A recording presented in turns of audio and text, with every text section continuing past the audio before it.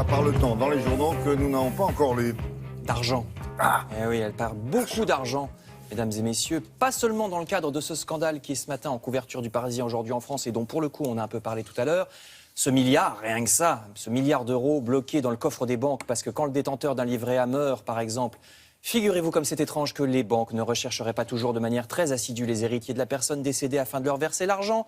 Les banques ne font pas preuve d'une grande volonté dans ce genre de cas, déclare le secrétaire d'État au budget Christian Eckert, que voici. Ça pourrait même être 4 milliards, selon certaines estimations, que garderaient ainsi les banques alors qu'elles ne devraient pas. C'est pourquoi depuis cette année, une loi oblige les banques à mieux rechercher les gens pour leur rendre l'argent. Mais ce matin, il y a aussi bien d'autres histoires d'argent que celle-ci. Par exemple, regardez ça.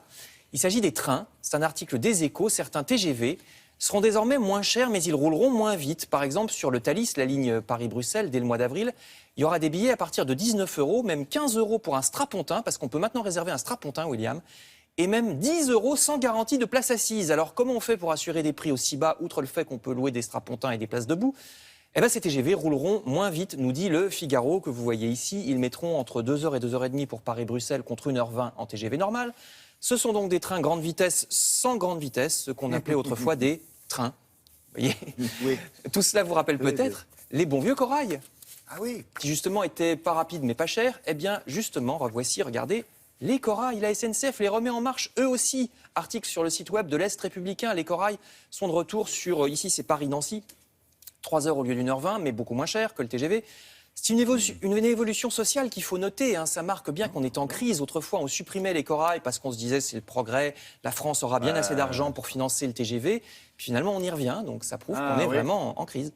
Les strapontins, ils sont entre deux wagons, là où il y a le soufflet. Oui, là où il y a les toilettes. Ah bah oui.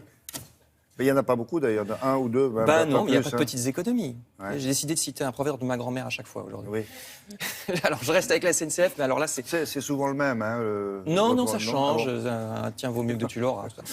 Alors, je reste avec la SNCF, mais alors là, c'est beaucoup moins drôle et ça réjouira moins le consommateur, puisqu'il s'agit de révélations, encore des révélations sur l'affaire de Bretigny, le terrible accident du 12 juillet 2013 qui avait tué 7 personnes. Le Canard enchaîné croit savoir qu'un haut cadre de la SNCF aurait même essayé de faire des faux documents pour faire croire que la maintenance avait été faite alors que non.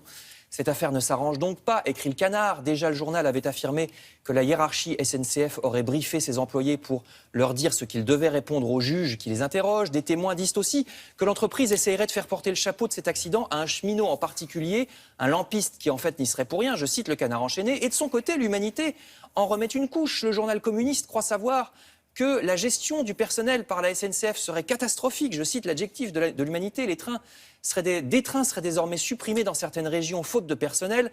La CGT dit craindre pour la sécurité des trains. Vous lirez tout ça donc dans le Canard enchaîné et dans l'Humanité. Je termine avec une dernière histoire d'argent, cette fois dans le Parisien.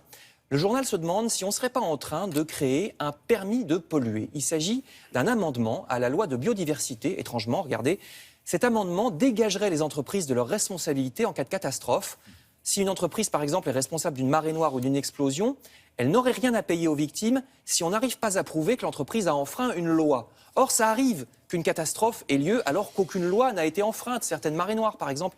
Et donc, les victimes ne pourraient pas demander réparation dans ce cas-là. C'est étonnant qu'un amendement pareil soit dans la loi de biodiversité, écrit le Parisien. Pour l'instant, c'est qu'un projet. On verra donc ce qu'il en est.